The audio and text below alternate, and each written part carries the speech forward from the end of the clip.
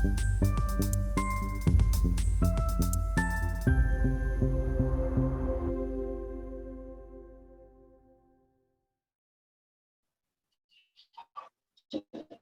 live.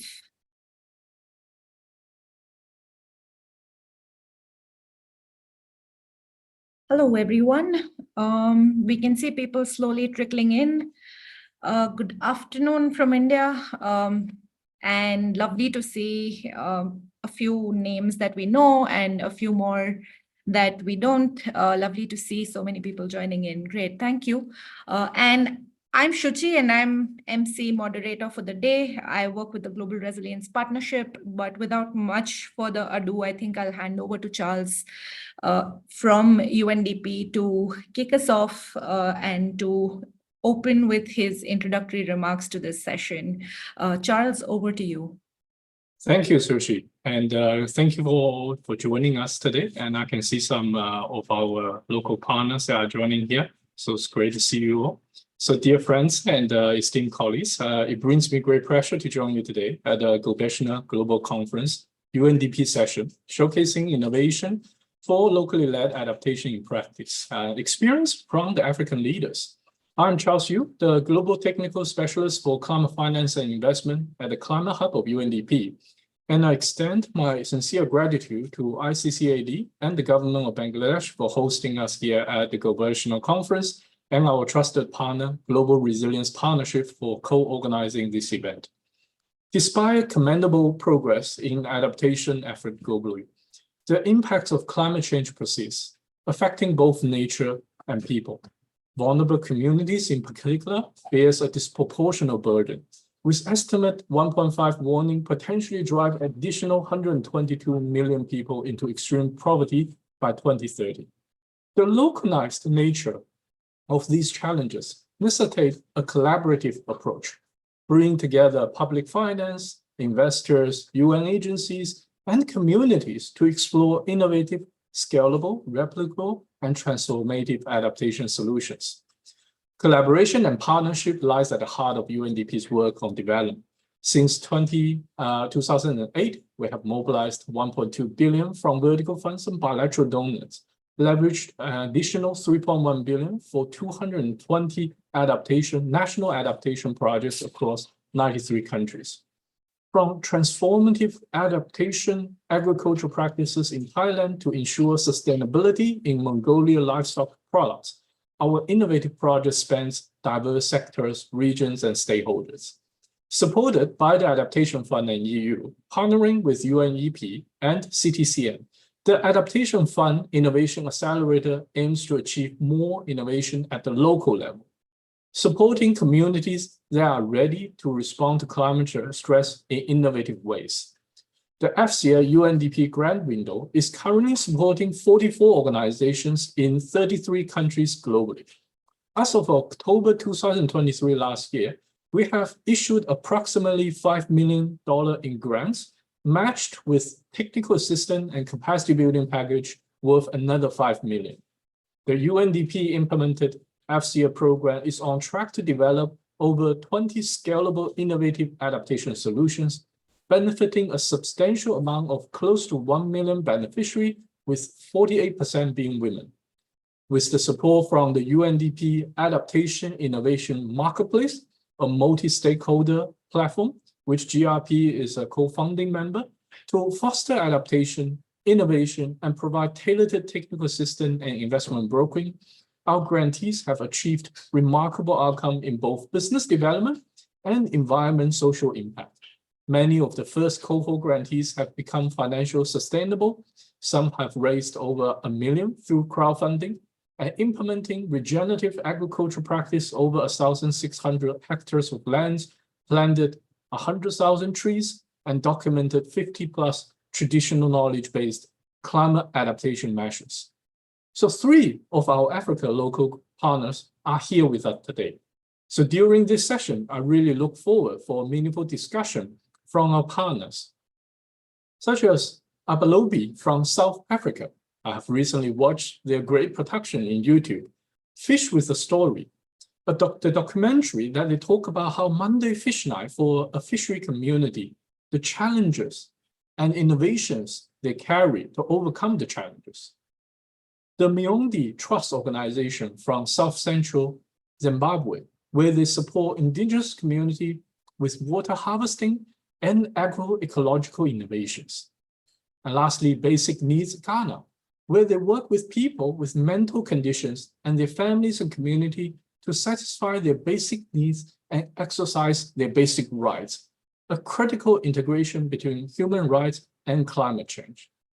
So together, we aim to explore and pilot innovative solutions for locally led adaptation and collaborate with global partners to share knowledge and scale up this great initiative. So thank you for your attention. Let us embark on this journey of collaboration and explore innovation for a resilient future. Let me pass the floor now to the CEO of Global Resilience Partnership, Nate Matthews, for his remark. Thank you, Nate.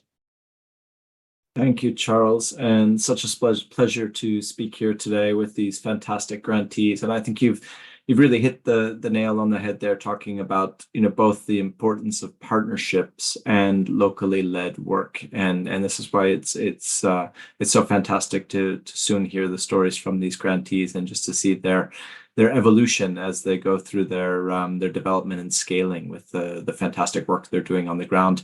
And this is why GRP, along with ICAD and CDKN, are so pleased to support this UNDP implemented AFCIA program, of course, funded by Adaptation Fund and EU.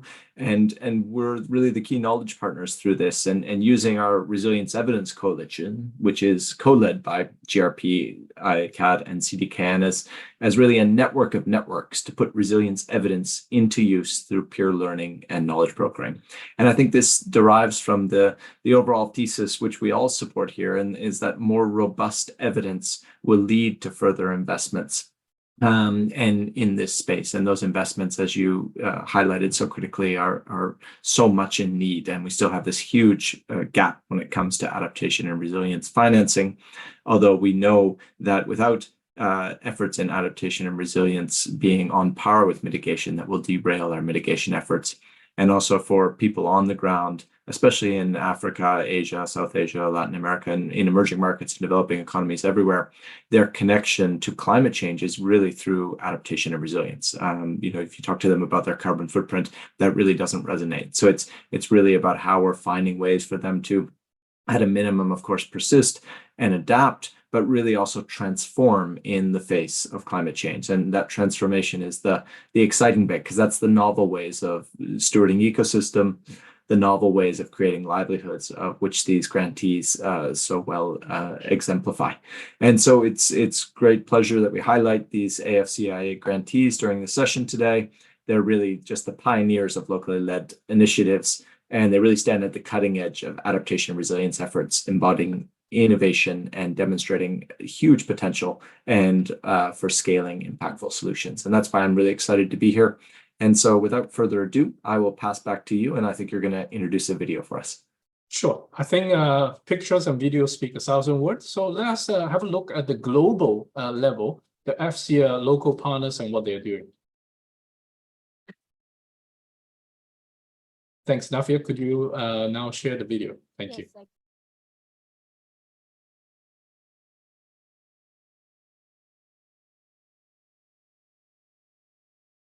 Can you hear the video and see?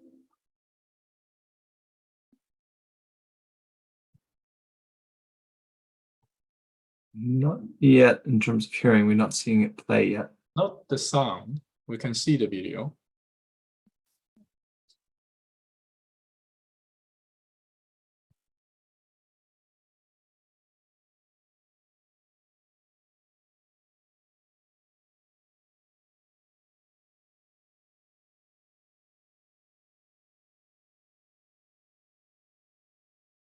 I don't think the video is playing at the moment. Can you try again?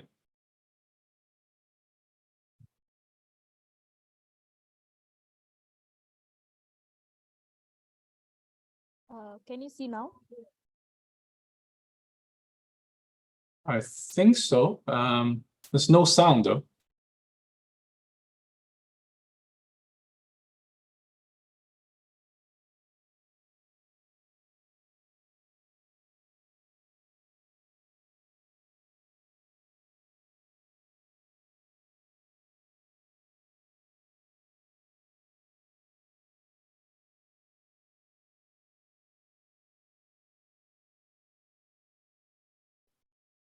Can you hear now?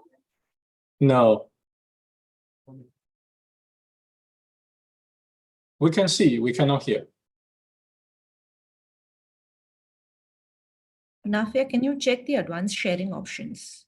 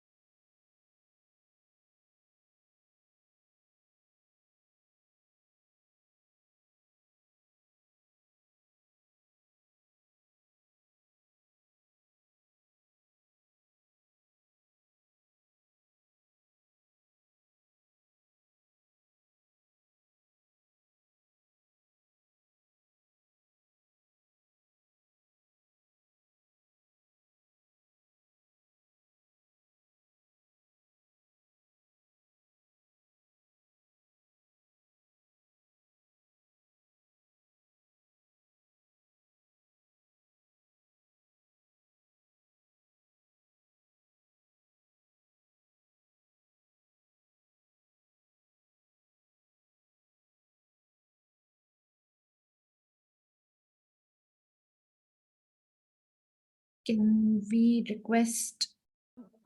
So sorry, I'm requesting one of my colleagues to share. For some reason, it's not being shared from here. Just wait for a few minutes. It will be done.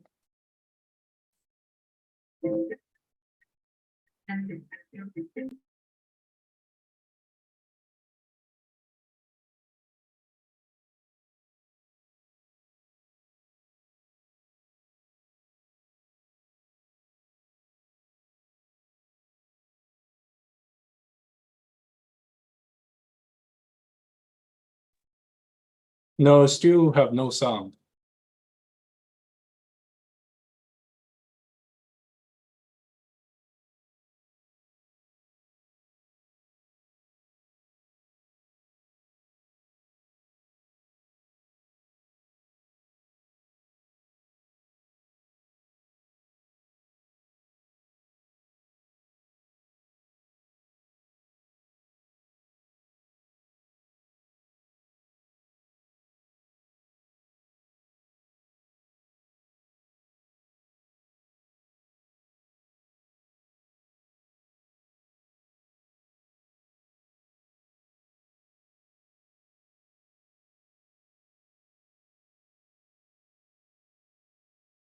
Can you hear when I do it? I can hear you.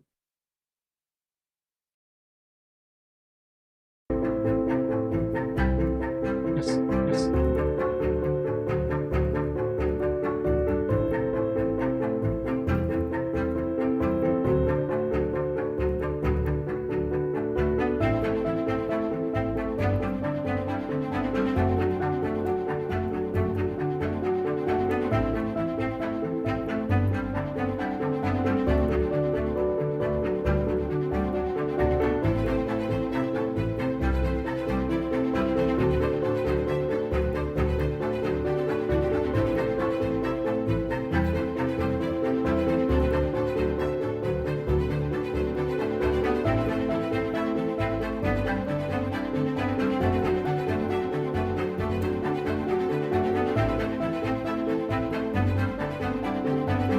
Our project is innovative in the sense that we build greenhouses to the communities to plant bell peppers and tomatoes.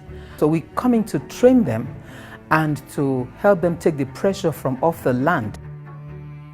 Esta solución lo que busca es proteger a los cultivos de las heladas. Consiste en poner canales de agua entre los cultivos para crear microclimas cuando vienen las heladas y protegerlos. Esto además va acompañado de atrapanieblas que nos ayudan a captar agua en lugares secos para poder mantener estos canales de agua siempre llenos. Our solution is innovative. We are fixing climate change one startup to a scale-up at a time. We enable spaces to them to take their solutions to rural and urban development. Processing or turning our local indigenous food crops that are underutilized into flower by sun drying, solar sun drying, and then to be accessible and available within the house and a longer shelf life. We are planting bamboo and cacao. Bamboo actually is our traditional crop. We use it for our food and for our housing and many other uses. We are using something that is traditional for us as a tribe, and we are trying to use it now for bigger benefits for the whole humanity, I would say. Notre projet est innovatrice au niveau local parce qu'à travers les plantes, les arbres que nous sommes en train de planter, ces arbres produisent des chenilles, vont vendre ces chenilles et vont permettre à leur situation socio-économique dans leur famille d'avoir un niveau élevé par rapport à la manière dont ils étaient en train de vivre et à la situation de départ. Some of these solutions might be extremely context specific, but that's what adaptation is. We need adaptation to be context specific, but we also need adaptation and resilience to recognize that we can connect across. Sustainable business models and value chains that really bring in local knowledge, local materials, local products, and especially working with groups such as women, indigenous people, young people, essentially being inclusive. Development partners and all of the stakeholders must have an equal footing at the same level. If someone should lead, it has to be the local level leaders. We are supporting the UNDP FCA in terms of raising awareness towards the social investors so that they will understand or they will be exposed of what are the local climate adaptation solutions that is out there in the global south. This is all about AFCI. What we're doing is all about AFCI. We have to say big up to you, kudos to you, continue doing the phenomenal work that you have been doing in the lives of the NGOs and the other organizations across the world.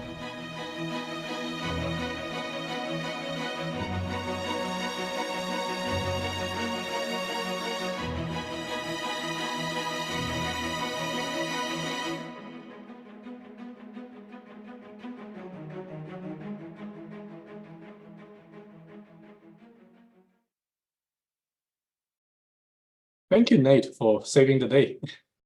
Fantastic. Thank you so much. Great, thank you.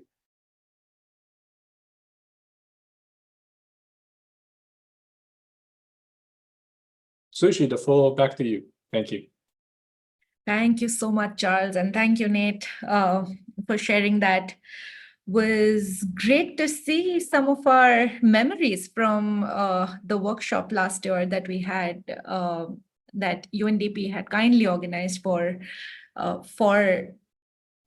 two cohorts, which was lovely to see. Always lovely to meet grantees and people working on the ground and hearing them. Indeed, glad it worked for whoever it worked. Great. All right. And with that, I would like to invite Dr. Greg Dugan to share his insights on the work that they do at Abalobi from South Africa. And we'd love to hear what you're doing and how you're doing it for the larger audience. Greg, over to you. Great, thanks, Suchi. Can everyone see my screen? Yes, we can see. Perfect.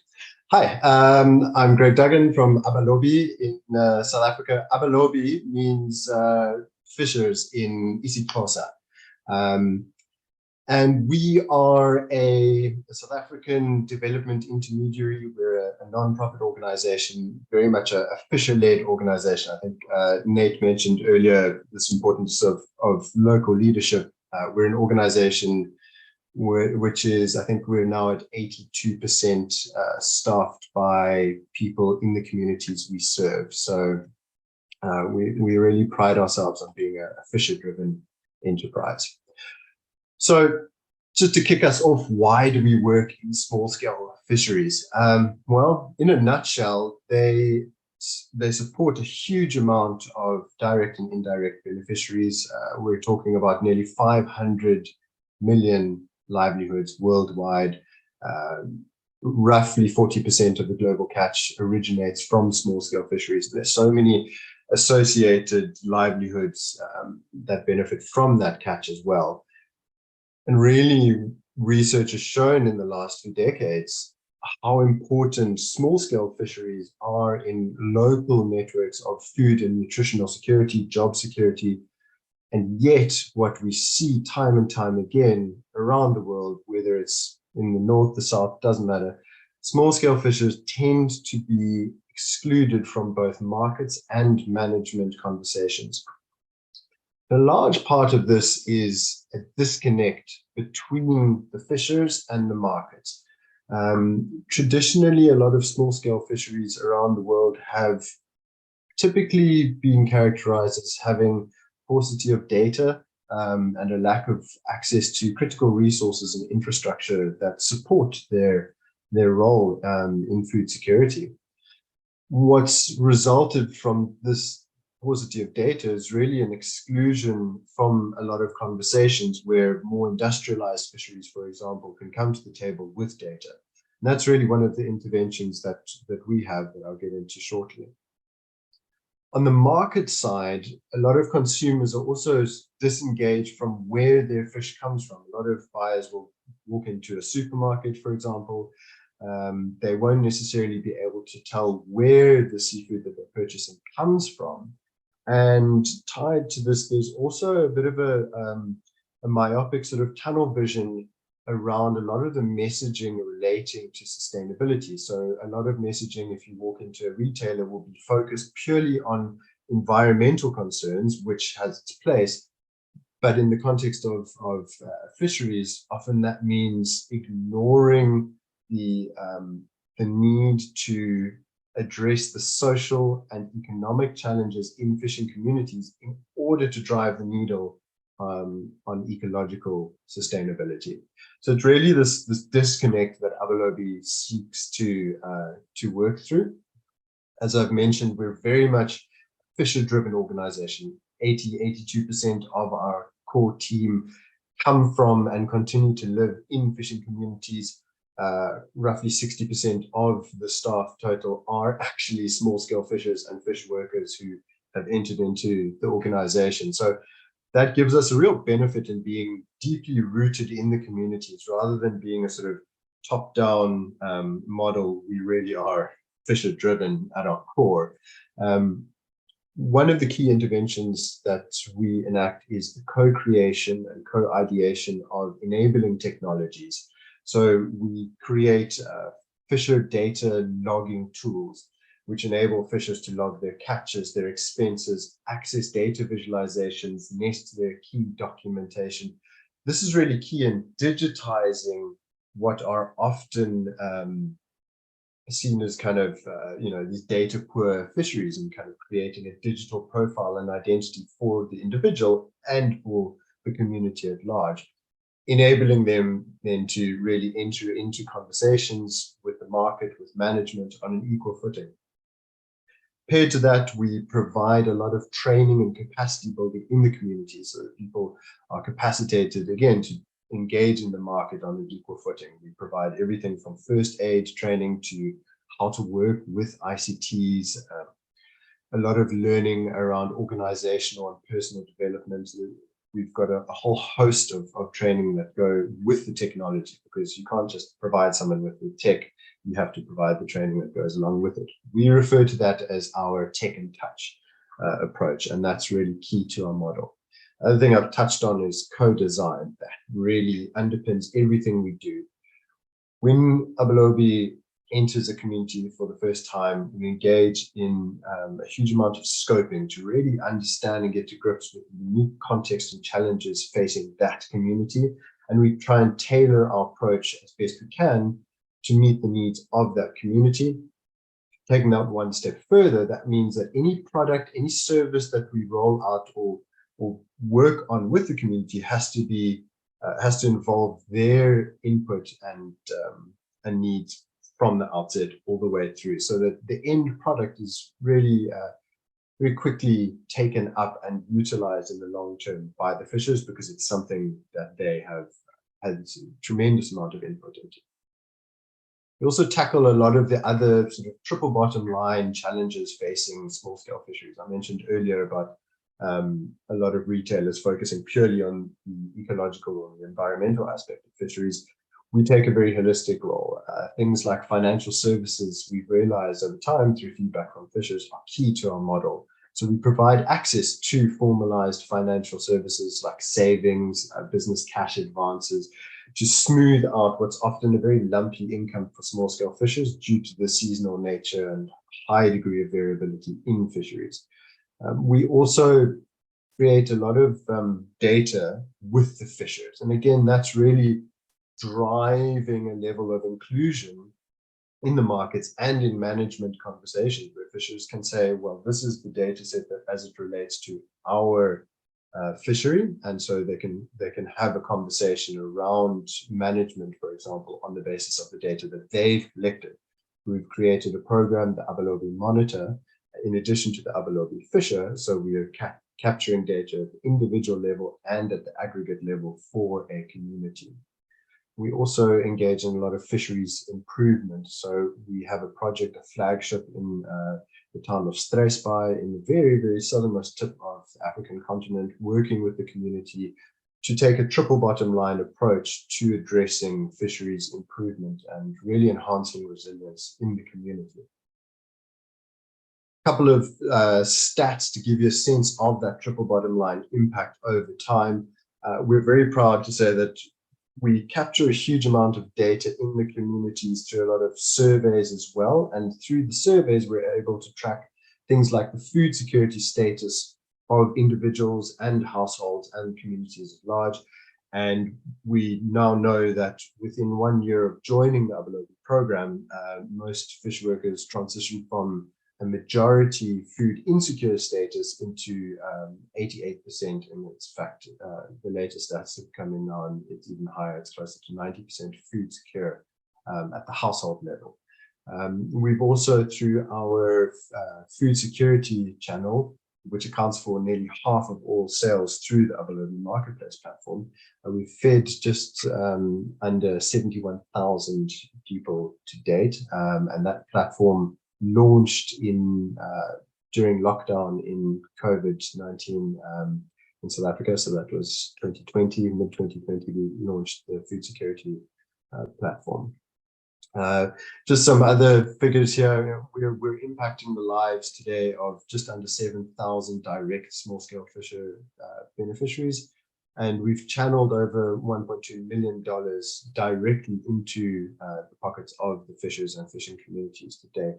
We've also created a lot of jobs for ancillary roles in the fishery. Traditionally, a lot of women's roles within small-scale fisheries are either undervalued or under remunerated. And what we do is we work with the fishers and the fish workers in the community to really formalize those roles and ensure that there's fair pay for all. On the ecological side, we track very carefully the sales of different species through the Abalobi Marketplace. And we realize, like I mentioned earlier, that driving social and economic change results in a knock-on ecological impact. And so we've seen an improvement over time on the Abalobi Marketplace, and the ecological composition of species now sits at around 93% sustainable species sold via the marketplace, and that's verified through WWF South Africa's Sustainable Seafood Initiative. I mentioned earlier the Struisbaai Seafit as well. That's a world-first community-level fishery improvement project that takes the traditional ecologically focused FIP model and augments it with financial and social considerations as well. I'm proud to say that that is well on track. Quickly, I was asked to mention our approach to scalability. We're actually we've recently this week embarked on a process of really refining our scaling model based on a lot of data that we've collected. We've trialed and deployed our model in 12 countries around the world, in addition to South Africa, everywhere from Chile to Ireland, Albania, Croatia, Greece, Kenya, Mauritius, Seychelles, Palau. So we've realized that it's really a twofold approach to scaling. We want to scale deep and we want to scale hot. In South Africa, the scaling deep means really increasing the volume of fish sold via the Abelobi marketplace platform. It's our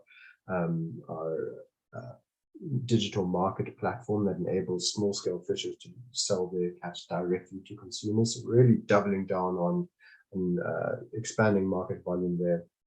And then I've mentioned those 12 sites around the world where we've trialed, and so we're really taking lessons from those sites, refining the model, and adjusting the offering so that we can replicate the success in those trial sites more broadly. So it's a lot of lessons that we're taking on board at the moment, really trying to refine where we're at and what we can offer so that we can keep the model adaptable and applicable across a range of contexts and fisheries worldwide.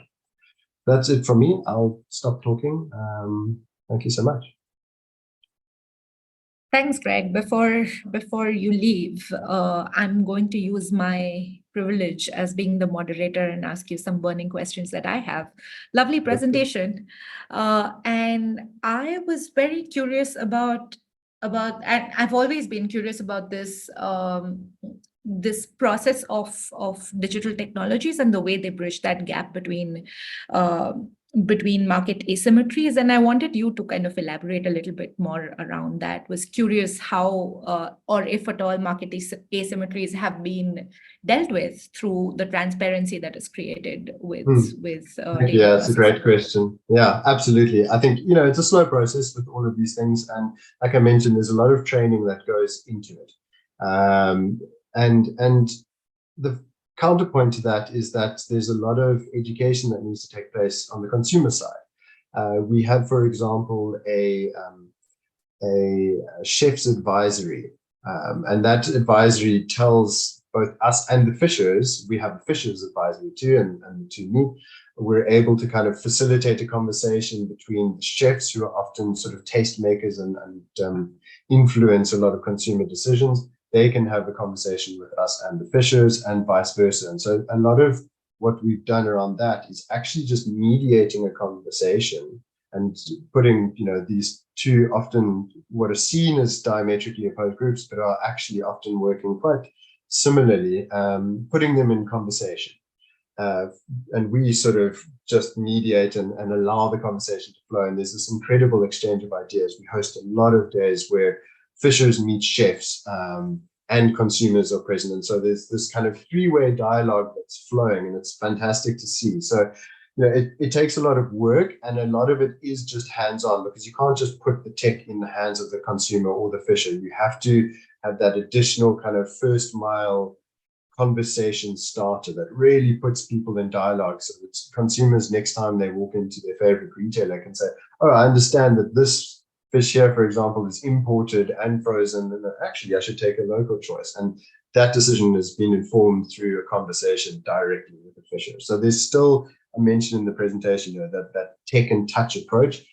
It has to, the two go hand in hand. In this world where we're constantly focusing on AI and tech and all of these exciting things, we can't forget the fact that we just need human connection at the end of the day to facilitate these things. Thank you, Greg. I'm a big fan of collective action for resilience. So all those points calling out the role of that facilitator in that process and creating those conversations are very exciting to me. Thank you. I'm looking forward to keeping in touch, and definitely more questions from the audience as we move forward.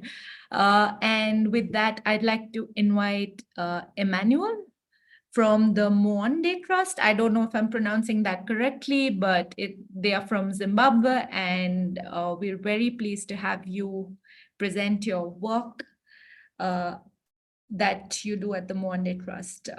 Emmanuel, over to you. I can see you're on video, which is a great sign.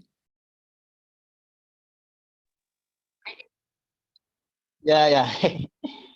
Thank you so much. Yeah, trust. I think first I introduce you to my director, Abraham. Hi, Abraham. Nice to meet you.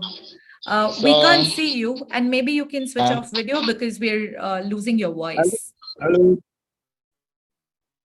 Your voice is breaking, so if you could go off video and maybe we prioritize listening to you over seeing you as well, which would have been great. Can you hear us? Yeah, okay. Perfect. Stop Yeah, the we video. can. Yeah, now we can hear you much Yeah, better. you can stop Yeah. the video. We're losing you again. Okay, thank you so much. Let me jump in the presentation. Yeah.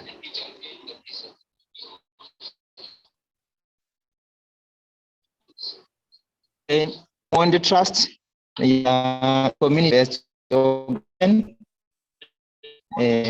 based in the southern part of Zimbabwe. We focus on supporting innovations.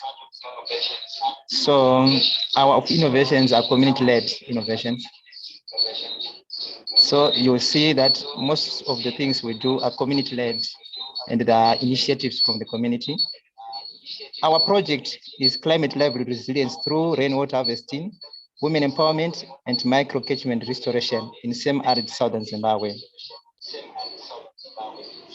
Yeah, so we can move to the project description. Emmanuel, if you could just say next slide, that might help. Just tell me next slide, I can change. Yeah, yeah. Next slide.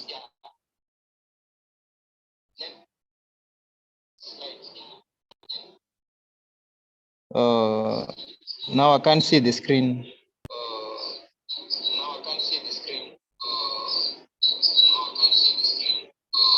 Yeah, could you mute yourself for a minute? I think we're having some echoes.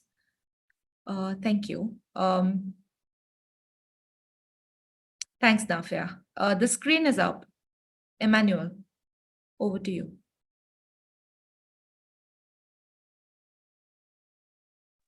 Yeah. Yeah, thank you. Thank you so much. So our project to deploy proven locally developed water harvesting and agroecological innovations to assist smallholder farmers better cope with climate status of increased rainfall variability and evapotranspiration in semi-arid region. So our innovations in water harvesting, there are dead level swales and also associated structures like rainwater harvesting ponds. Their work is to capture, spread, and sink the water, the little water we receive. So we also stop runoff and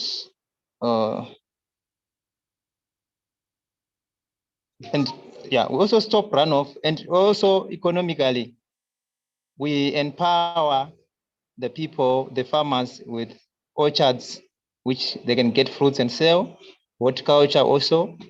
We also extend the farming season using this water harvesting. So also there's massive destruction of trees here. So we also have a project called dry stone walling. So the walls and the hedges protect intensively farmed microhabitats and replace brushwood fences, allowing regeneration of woodlands and watersheds. So we also have a project called analog forestry. Analog forestry, this is a project that mixes growing of trees and growing of crop on the same field. So we recover the forestry at the same time providing food, increasing production. We also have a project called sand abstraction. This is where subterranean water in silted rivers, pools is mobilized for horticulture through solar pumps. So this is actually our innovations and our project description. You can go to the next slide.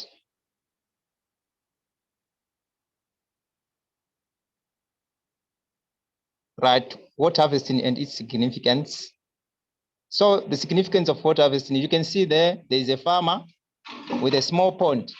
So this pond can go for 10 months with water while the farmer irrigates his horticulture garden, also doing fishes. There is fish inside there. You can do fish farming. You can also irrigate the crops using that small pond. It's deep pond, and the idea is that it must be deep and the surface area should be small to avoid massive evaporation. Okay, you can go to the next slide.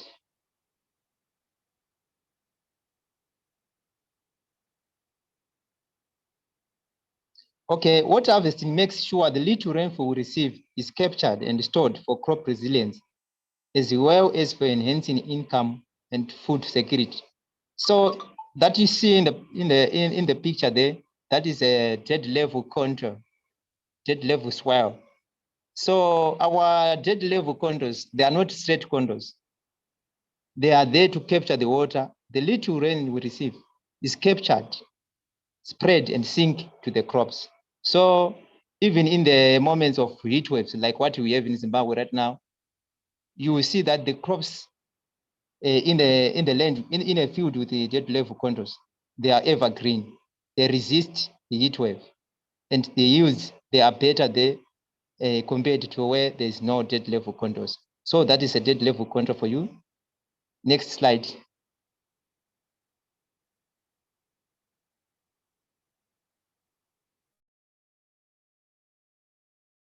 Okay, this is an example of stone wall. So we don't use mortar there, just dry stone walls. So these stone walls, we make use of the mountainous areas in our area where the stones are everywhere. So instead of fencing using brush wood, we choose to do stone walls. So the stone walls replace cutting down of trees for fencing, okay? And they help woodland and forestry regeneration. So those stone walls also stop runoff. We can put these stone walls on gullies and they close the gullies forever. So this is one of the innovation which we are spreading here. And currently we now have 6 kilometers of stone walls that we have done so far, and we are aiming to do more under the UNDP project. Yeah, we also have hedges, what we call live fencing, where we use, we can weave the trees or we can use the hedges to fence our homesteads, our fields. Our major aim is just to make sure we replace cutting down of trees and we allow forest regeneration. Okay, next slide.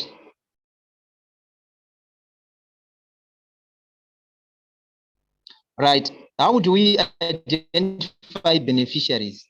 We do what we call cluster meetings and demonstration trainings. So we only work with people with passion, people who demonstrate passions. So these are the people we work with. So when we do trainings, when we do meetings, people register and we do the follow-ups, what they are going to do, and we are going to peg the contours in their areas. We're also going to construct stone walls in their areas, live hedging fencing in their areas. So this is how we do beneficiary identification. We start by mobilizing the communities, going to the places we never go and start implementing the project there. Yeah, next slide.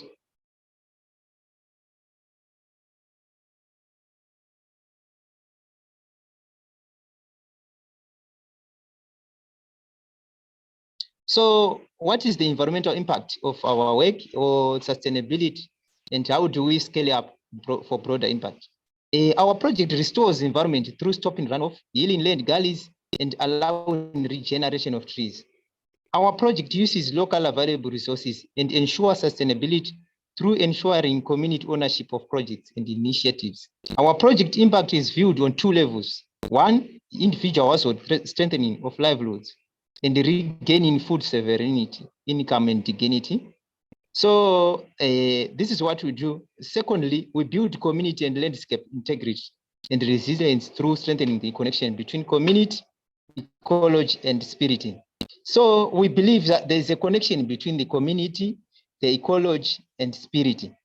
So our work starts with the community and then goes to the ecology and also to the cultural aspect of the people we work with. We value, our work is culturally rooted. In scaling up our work, we are using the UNDP support towards getting whole blocks of land into a restored catchment management. So basically, this is what we are doing, and this is in short. Thank you.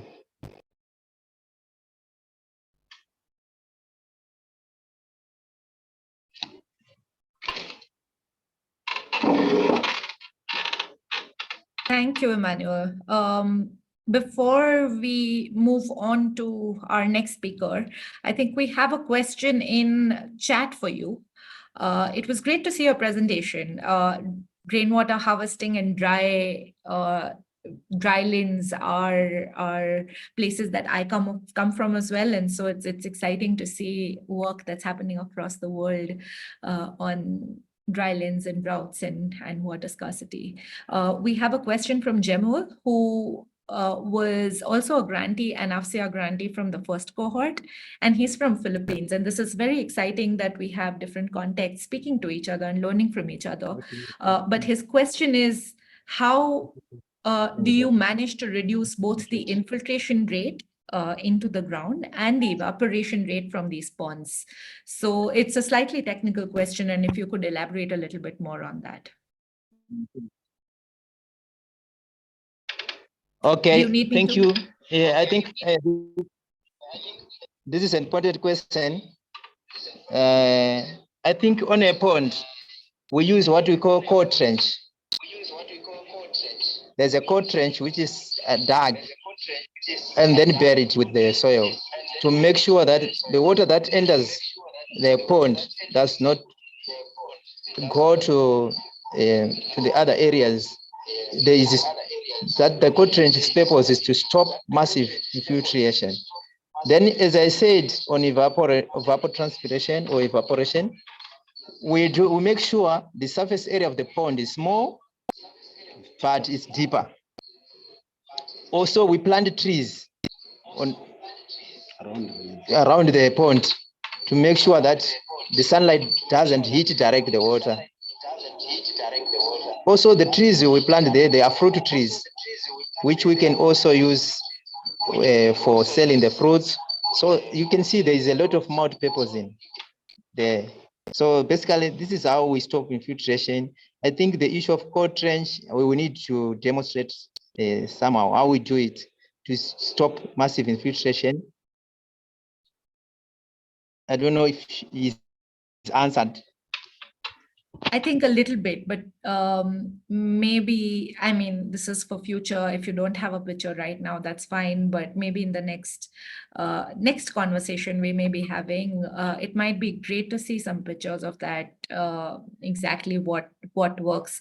In parts of India which are dry, we often use tarp to line these ponds, but that's not advisable. Let some water infiltrate into the ground as well. We need the groundwater as well. So yeah, so those are ways in which this can be done. Thanks, Emmanuel. Maybe we look forward to seeing some pictures of this core trench of which allows for infiltration to be reduced. Yeah. Great. We will Thank share you so We much. have a lot of data. Yeah. Thank you so much. We'd love to see those pictures. Next, we have, I will not take too long, and I will invite Adam Yahaya. He is the head of programs at Basic Needs Ghana. Charles had already introduced the organization, so I shall not do that part. But Adam, can you hear me? Yes, I can hear you. Great. Thank you very and much. We have the slides. Can you hear me, everybody, wherever you are? Good morning, good afternoon, good evening. Thank you. And we have the slides from Ekin here. So thank you, Ekin, for sharing these slides. Adam, over to you. I will let you take on the presentation. Right. Thank you very much. My name is Adam.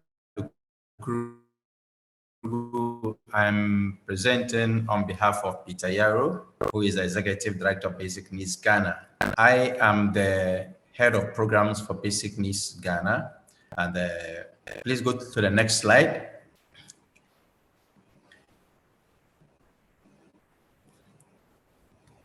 Can we go to the next slide? So we're presenting on, by showcasing our work in Miss Ghana. Our work essentially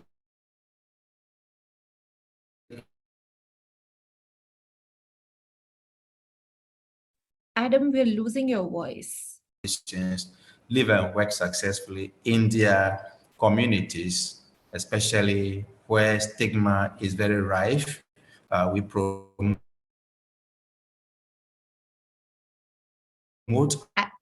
acceptance and communities within their communities in initiatives that improve their lives.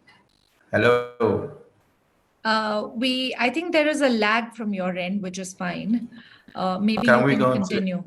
Yeah. Right. So let's move on to the next slide.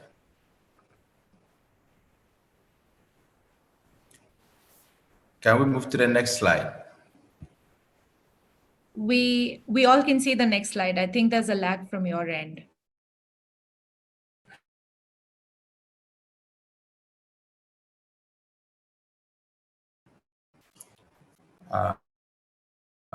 Okay, I am still on the purpose. Can we move to the next slide?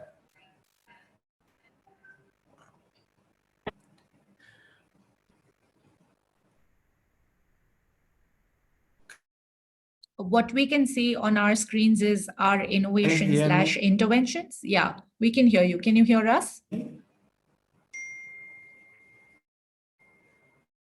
Adam, can you hear us?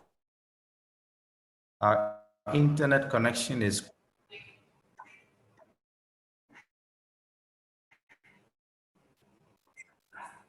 stable network connection. Yellow?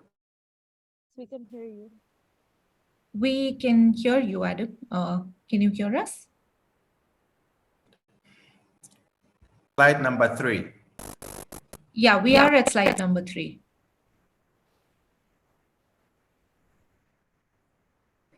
Okay, so I can't see it from here, but let me talk to, Yeah, if it helps, can I request you to continue speaking if it helps? And we can arrange the slides as needed. All right. So talking about our innovation, as I mentioned earlier on, our work involves people with mental health conditions. And in this project, the innovation is that we are combining mental health, that is people with lived experience of mental health conditions, and we are combining that with agro-based business. And it is not just agro-based only, we are looking at organic vegetable production. And here, the focus is on integrated soil fertility management practices. We are using this approach, the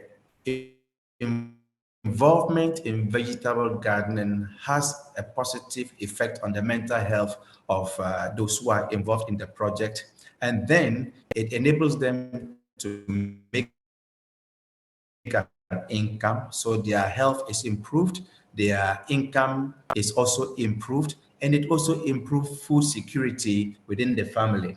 And going beyond that, the innovation also ensures that the environment, that is the farmlands they are using, the soil fertility is maintained, so there is no destruction to the land. Now, in this project, the project was actually developed together with the project beneficiaries. And how did we do this? We had to move into the communities, the target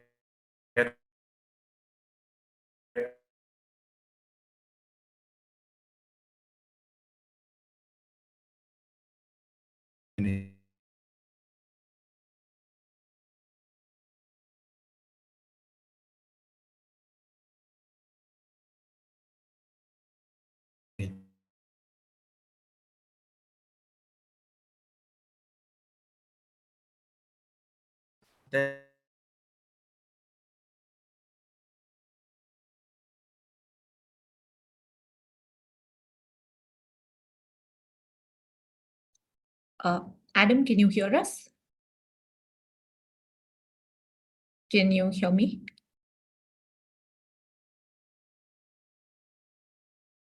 I can hear you. I think we've lost Adam. Yeah.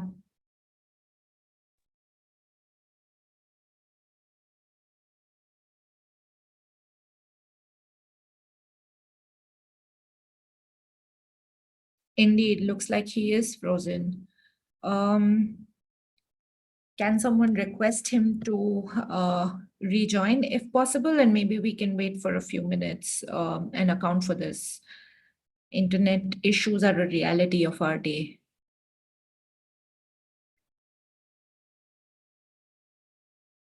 They will try to reconnect.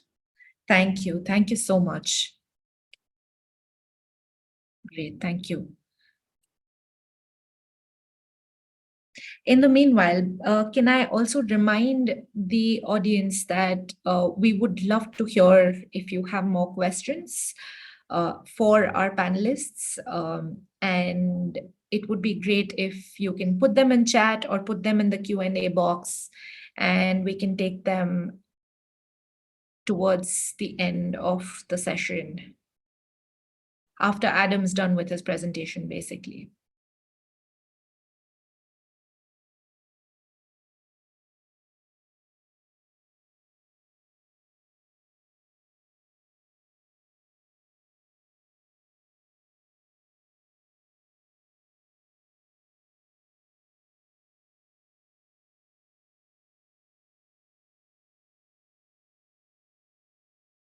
Just relaying a message from Nafia in chat if you haven't seen it already.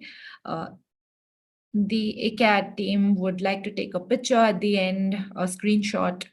So if possible, everyone who's on the call could turn on their cameras. That would be great. I think that applies to the hosts and panelists, but it would be great to have everyone on their cameras towards the end.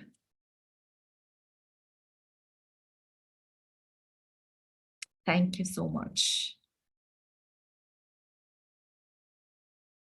Right, even as we wait for Adam.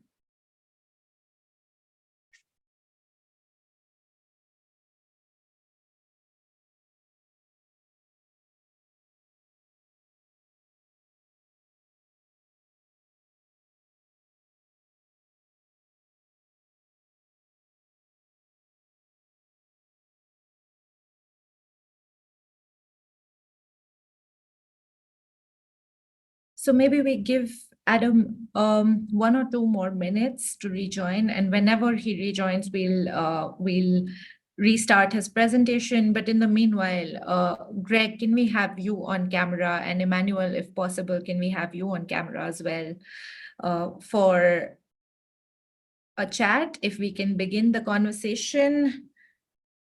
Great, thank you. And I was curious from both of your presentations. I was curious about this question of scale that we are constantly kind of asked to deal with in adaptation, especially adaptation innovation, especially, and UNDP has embarked on this innovative program in itself where they're trying to scale adaptation innovation and creating this enabling environment.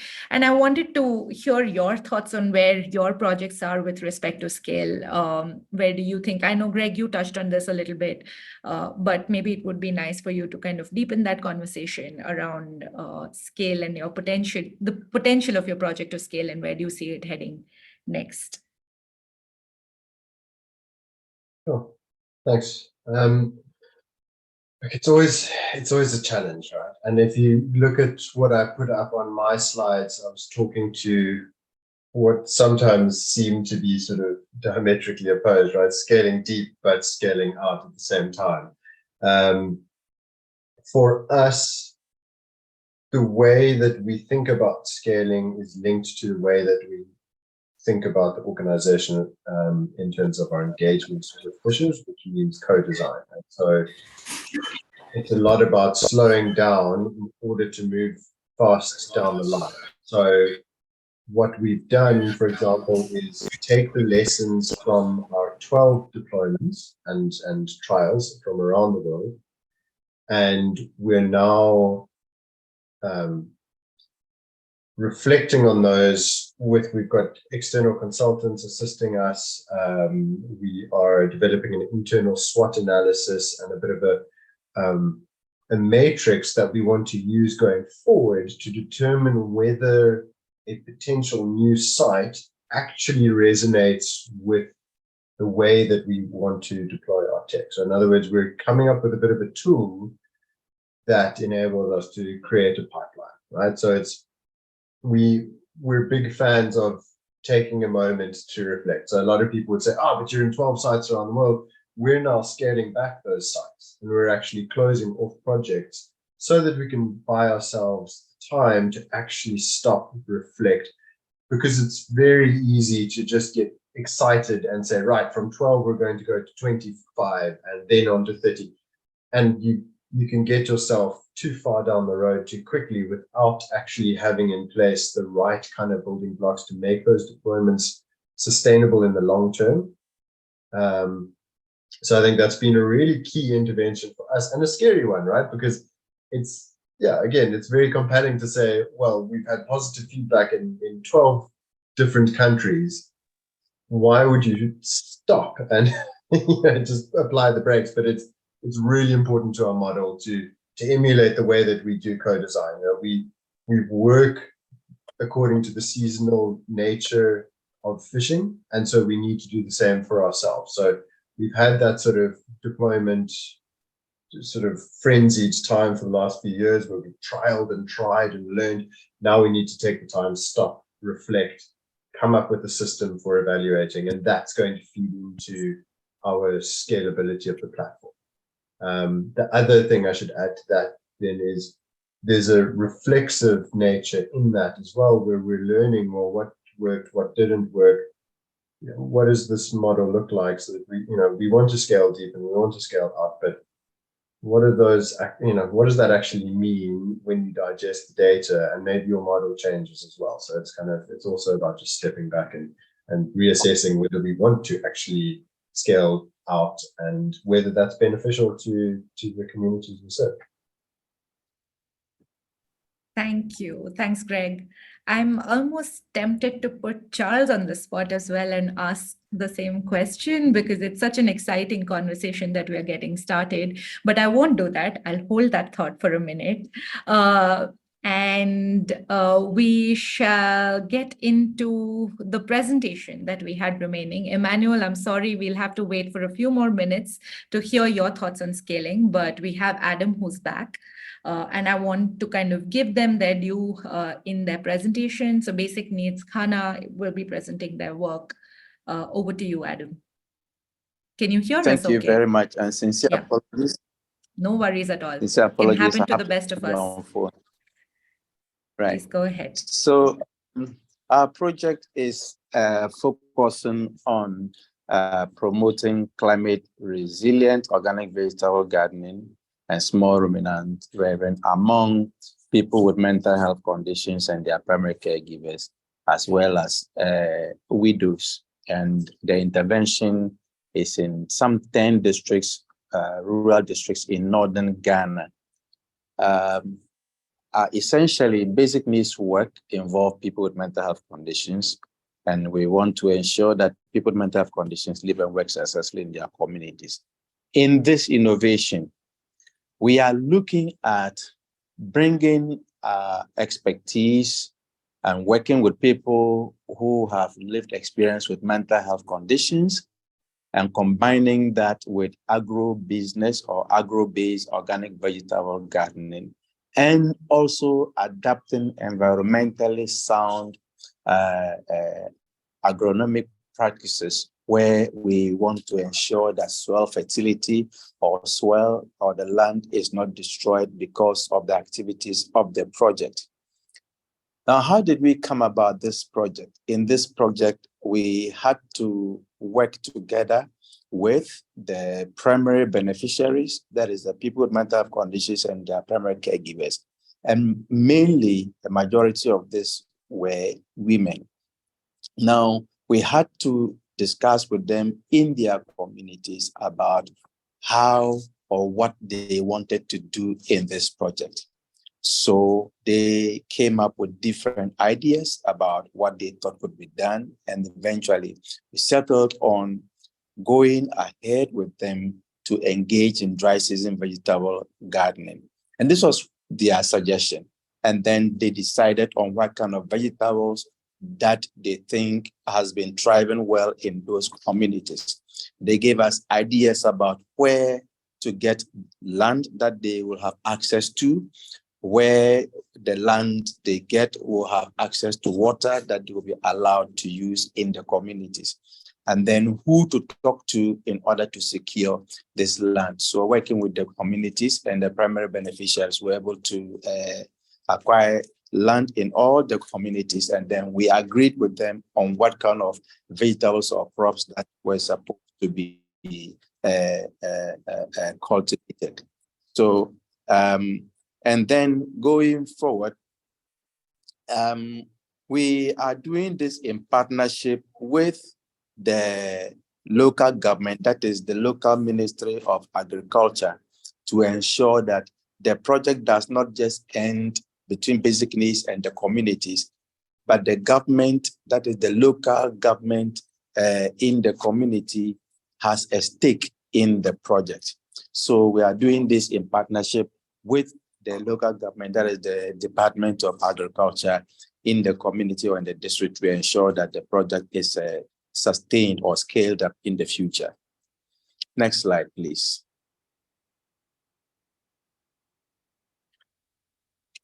Right. So we are targeting a total of 200 project participants. And then these are made up of 60% female, and then the other 40% are males. And as I mentioned, we are doing this in exactly 10 communities spread across Northern region, Upper East region, and the Northeast regions. Now, we are looking at, in this project, as I mentioned earlier on, agreed with the project beneficiaries that they cultivate leafy vegetables. We have beans, which we know that beans have a positive effect on improving soil fertility.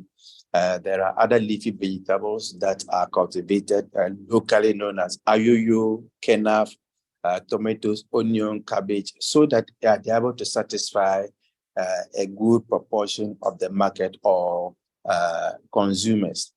As I mentioned earlier on, these are crops that do not harm the environment, and they also use locally produced, so they use manure in very small quantities that they apply. They are not allowed to use agrochemicals to spray. So everything that they do is purely organic. And even when it comes to controlling pests, they use neem seeds to produce the what they use to spray to control insects around. We are thinking that because of sustainability and also ensuring that they are able to continue producing all year round, they also have a component of the project where they will be supported with small ruminants. So they will be supported to rear goats and sheep, so that the dropping of these animals, are used to support in producing manure to support the production of their vegetables. And I should say that some of the communities have already harvested, and sold, and they have resown or planted again. And that tells us that as far as this dry season is concerned, where in the northern part of Ghana, farmers basically have nothing to do than to rest under trees and shades in the dry season. These vulnerable people are actively working and earning income, on a continuous basis. Let's go to the next slide, which I think is about the last slide. Right. So, so far, some have already harvested tomatoes, and I tell you that this is the season. Tomatoes is like it's a hot cake in Ghana. So at least they will have very good market for their tomatoes. They have already, as I mentioned, harvested, and someone has already harvested and used part of the money to support the daughter who is in senior high school. So for us, it is not just helping them to improve food security and nutrition in their homes. At least it has also helped to increase their income and taking, easing the burden on them as far as supporting their children in school is concerned. And there is a famous quote here. One person says that being able to work again has been the best that has happened to us. The input and knowledge we receive from the project helped us to boost our food and nutrition of the family. So basically, this is what our innovation is about and what we have done so far in this project, working with the families and the people who have mental health conditions and the Department of Agriculture. So thank you very much. I stand by for any questions or clarifications.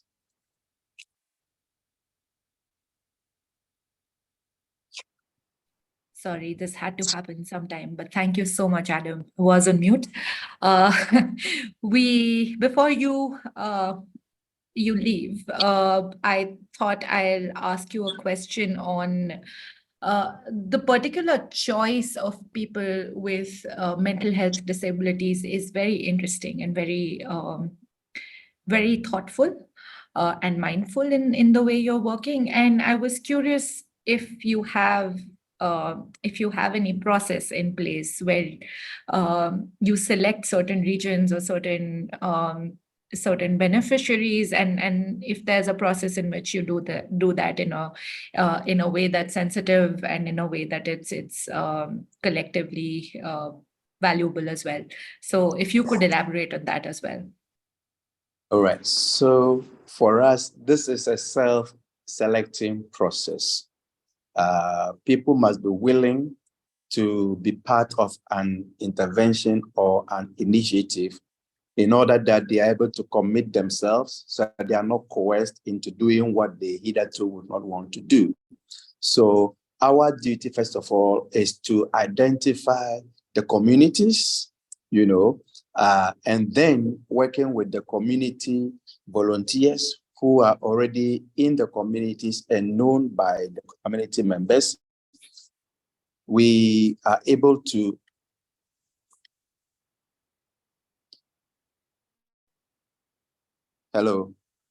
So we are able to work with the community volunteers to convene a community level meeting, and brief them about the project. So after the briefing, those who are interested will avail themselves, and those who are not interested, will simply walk away and will not come. But as I tell you on authority that even after when the plant started growing, people are coming down from behind to ask whether they can join the project, because even when they visit the farm and they see that the plants are growing, the place is green, and they know that people will, those who accepted the project will make income. It is, attractive to them. So it is self-selecting, it is non-coercive, and we believe that if there's opportunity for scale up, more people will be able to join. The community leaders have also given their blessing, and they do that in two folds. Yes, we endorse the project and we will release land for use by the project beneficiaries. So this is how we do the selection. It is non-discriminatory, and anybody who qualifies to have a mental health condition is welcome to be part of it. And as I mentioned, we have also as part of the discussion, mention was made of vulnerable widows or widows who are also excluded and marginalized in these communities. So that is how we also work with the widows in this project. All right. Before I come back to you, Adam, with I think two questions for you. There's a question for Emmanuel, I think, again from Jamil.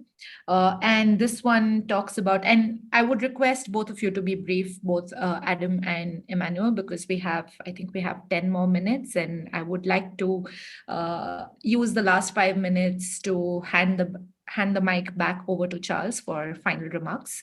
But yeah, so basically the question is regarding the raising of fish in the ponds. Does the feeding happen through commercial fish food? And how many months does it take to harvest the first fish? This is a question for Emmanuel. You can read it in chat. It's on the fish in the fish ponds. Is it commercial in the way it is managed, or is it fairly local and for nutrition and personal use only? I think that's the predominant distinction. Okay. Well, yeah, mainly the fish for sale, for income, and usually it takes 3 months for them to get on the market to be harvested, and they are done on a small scale, not on a large scale. So it's basically, some people now have 3 ponds, 4 ponds, so it's like, yeah, it's not a big number. It's usually for nutrition at home and also for some income. That's very helpful. I think we can help. No worries. Thank you so much. I think we can connect Jemuel and Emmanuel at a later point, and Jemuel and Adam at a later point. But I think Emmanuel had a question for Adam. So Adam, if you could kind of come back on. His question was, where and how do you get water for irrigation? More of a question in line with the work that they are doing. And the other question from Jemuel was on neem-based pesticides and what's the process of creating these neem-based pesticides. If you can be fairly brief, we have about 5 minutes for these questions. Right. Okay, so with regards to water, all these communities have dams, existing dams that are used for irrigation. It is used for dry season farming. But what these places did, they never considered people with mental health conditions. So opportunity has been given. The chiefs and elders have agreed to give part of the land near these dams for this project. In terms of the neem, we work with a vegetable gardener who has knowledge in processing the neem seeds into the pesticides. I'm not familiar with the process, but it has to do with boiling it, crushing it and extracting the liquid artesunate through a process of boiling it over some period. But it is left with the gardener supporting the project to do that.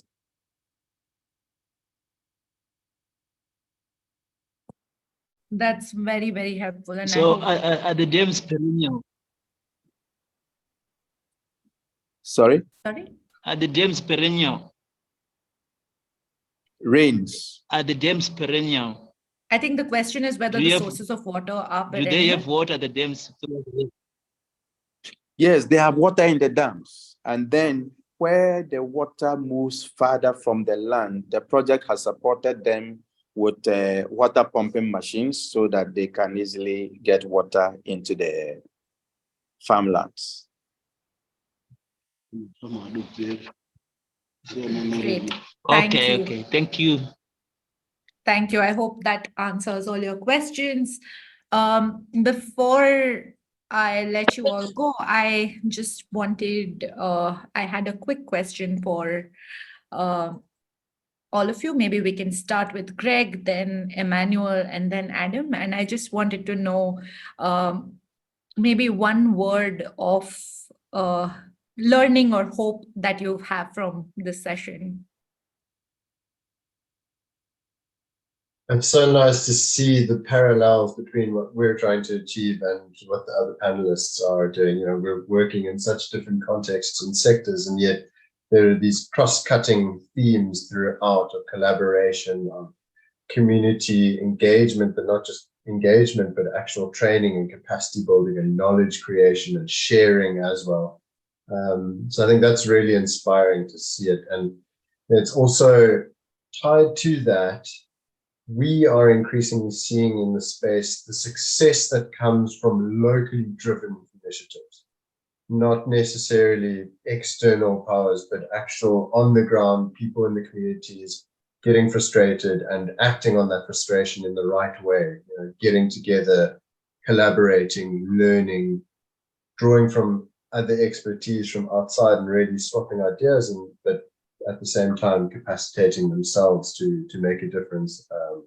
That's what, for me, long-term resilience and sustainable behavior is. Yeah, it's what it's all about. So it's great to see. Thank you to my fellow panelists for their presentations. It was really exciting. Amen to that.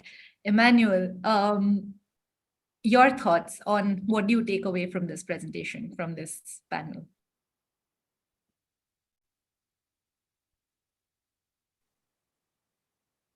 Okay, thank you so much. I think the one word I learned from here is innovation.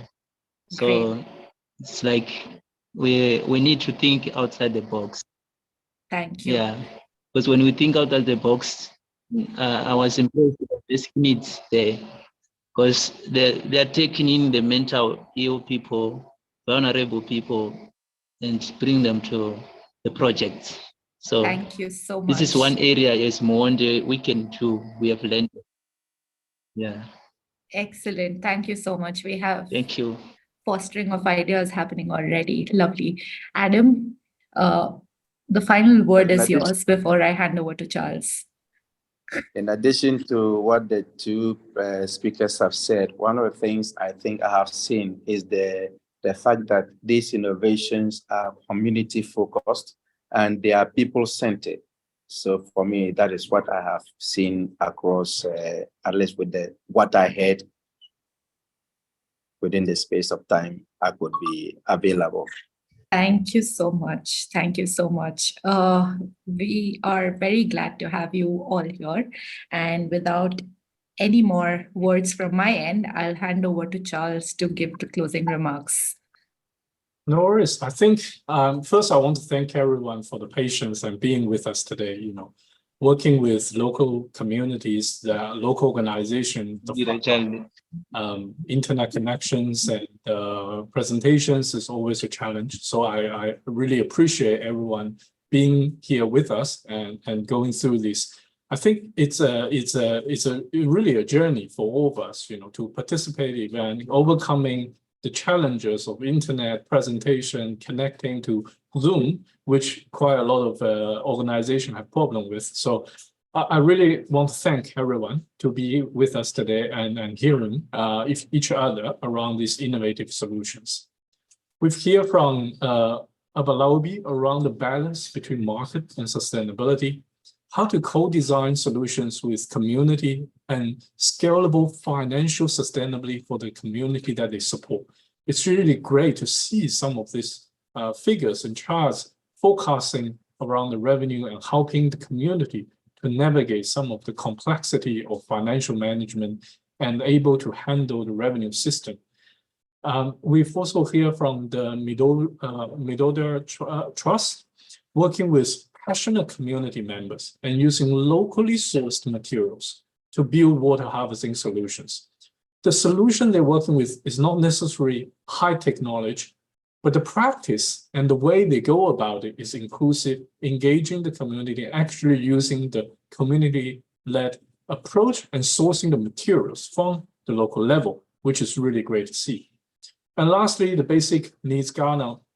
Working with, I don't think you actually stressed high enough of actually the complexity and the difficulty of working with people with mental health conditions and the challenges you go through on how to actually train them, how to actually work with them, how to meaningfully engage them, overcoming the challenges they face, not only in terms of general economic condition, but they're also the health conditions. So I would really like to hear more from you around the aspect of how you actually work with the community members. with the health condition and using a really participatory approach to address their needs. But it is absolutely fantastic to see you working with the marginalized community that are actually most of the time excluded from the community, to support them with health, with income, with diversifying their food source and organic food production. We can see that transformative adaptation actions is really possible by engaging communities, by engaging with private sector around this community and local actors, which are community leaders and people who in the front line facing the climate change challenge, are at the heart of driving this change and building the resilience. So hopefully, working together with our partners here today, our partners that are not here with us today, but globally, I'm confident that we will be able to furtherly support you and hopefully help and empower more local communities and stakeholders to innovate and accelerate adaptation. We hope to collaborate with you to finding more solutions for resilience building and working with our current partners to build more partnerships to scale the impact and support more people in your community in the world to adapt to climate change. So thank you everyone for joining us today. And I hope you enjoyed a relatively short session, the knowledge exchange between all the partners, and I hope we can connect again through the next avenue. Thank you very much. And thank you for our partner, ICCAD and the GRP for co-organizing the session, and Sushi for moderating, and Nate for opening. Thank you so much. Thank you, Charles. And we can't thank you enough for taking on this project, the APSIA program itself. So thanks to UNDP for this process. I think ICAD wanted a picture. So can we all switch on our cameras? And Nafia, I can hand over to you to. Yes. Yeah.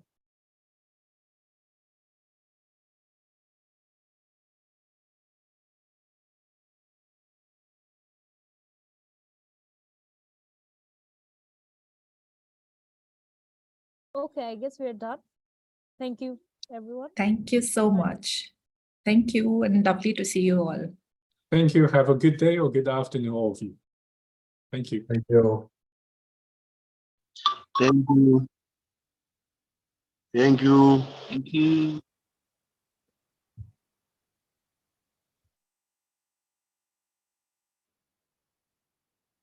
Oh, God.